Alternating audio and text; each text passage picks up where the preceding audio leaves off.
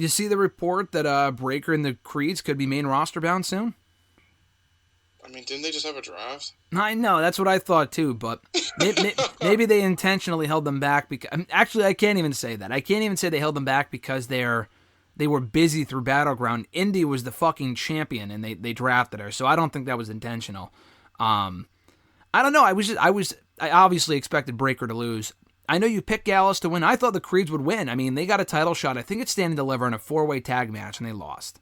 They were in a triple threat tag for the titles right after that in April, and they lost that too. So I'm thinking, all right, last chance, this is it. And they lost again, albeit from interference from Ava Raine. And again, to be fair here, there was quite a bit of interference in this show as well. There was interference in the Noam Dar Dragon Lee match, in Gallus and Creed Brothers. Not so much. There wasn't a whole lot of interference otherwise, but it wasn't as overdone as it was a Double or Nothing for anyone that says, "Oh, this one had interference too." I mean, it wasn't. I mean, the thing is, the one with Ava Raine, it was more her attacking Ivy Nile that then distracted the Creeds. It wasn't like she got involved in the match. It was just one spot though. She hit fucking Dragon Lee with the bucket. Yeah. Yeah, I mean, there was no guitar shots to the referee, so that's kind of my threshold there. I mean, that didn't really, the interference in the show didn't really bother me. But yeah, no, with the Creeds, I was surprised they lost. I think they are headed to the main roster. They weren't on NXT, doesn't mean they are getting called up. The Creeds I could see more than Breakker, or rather Breakker more than the Creeds. I mean, at least Breakker, maybe I could see him staying behind and doing one more feud before he gets called up before SummerSlam. I think all these guys can do well. Raw just got a whole bunch of new people in the draft. I mean, they're trying to get McDonough over. They're trying to get Zoe Stark over. They just got Apollo Crews, Indus Sher. They still haven't used Katana Chance, Kaden Carter, or Odyssey Jones on Raw. And then over on SmackDown, they're trying to get Pretty Deadly over. Grayson Waller just arrived on that show. Dawn and Fire. Dawn and Fire have been all over the show. Yeah, so I don't know. I don't know if you...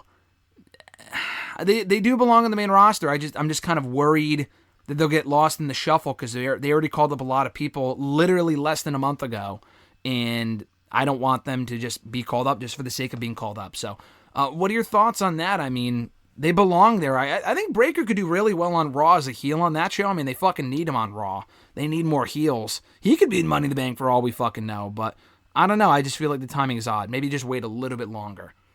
With Breakker, I feel like you could get away with him. I mean, I feel like he's a breakout guy. I mean, he's main event level. With the other guys, like I said, I feel like they are kind of more mid-card to lower mid-card, so it's like him coming up honestly could detract them as well.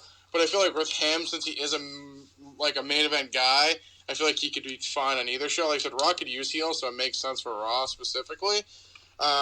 With the Creeds, I think they're good. I just, like you said, with Pretty Deadly getting called up, I think they have other teams and other people they really were focused on. I mean, I wouldn't hate it, though. I mean, with the tag team division, I just really want to know, like, what Triple H's mindset is right now. I feel like they're, like, pushing people, but they're not. Like, Owens and Zayn are still, like, facing or all over the show, but they're not really facing, like, any of, like, the actual tag teams that they have. I mean, I'm so over the Viking Raiders, so I don't want to see them. But, like, I feel like that could be, like, a first good feud for the Creeds. But then it's like, what do you do for them? I feel like bringing them up, you would have to either put the belts on them or they're kind of just going to be another team, unfortunately. So maybe if they split the belts up, or I don't know what the hell they're doing with those. But they would have to do something important, or they'd kind of just be another team. Even people like the Street Profits, like, they're so over, but they're just, like, another team on the roster at this point. Yeah, no, I mean, Montez is in a fucking Money in the Bank qualifier. I mean, what else do you really do with them at this point? I mean, they need to go heel, too. I mean, I feel like they've been the same characters, for years, yeah. For years at this point, so I feel like they could use a heel run. But, I mean, like I said, I feel like if they're not going for they lost to Owens and Zayn already. They lost the Usos, like, 1,000 times. I mean, they really do need to shake it up a little bit. They're kind of like losers at this point. Yeah, no, I agree. I think they actually have a lot of tag teams at this point. We talked about that a couple weeks ago, but they've really strengthened their tag team division in WWE in the main roster to where now I still wouldn't split up the tag titles, but it's a bit more plausible now than it would have been a couple months ago.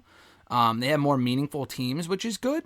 I still would keep them merged, but it doesn't. If you keep them merged, it doesn't give a lot of opportunities to the Creed brothers. And they're doing more tag team feuds outside of the title picture, I will say that. I mean, they're doing like the Viking Raiders and Alpha Academy. Is it a feud that we really care about? No. But, it's something. They're doing Pretty Deadly in the Brawling Brutes and SmackDown. They're trying, so I give them that. I just wouldn't call them up right now. I misspoke. They were on NXT on Tuesday. Breaker was not. We did not hear or see him. We did not hear from him or see him. The Creeds were in a backstage segment. They brawled with Schism, the terrible act. So they're clearly building to a 6-person there with Ivy and the Creeds against Eva and the Dyad. So beyond that, I don't know what their future holds, but they might be staying down there for a little bit longer, maybe through SummerSlam, and then from there you can reevaluate.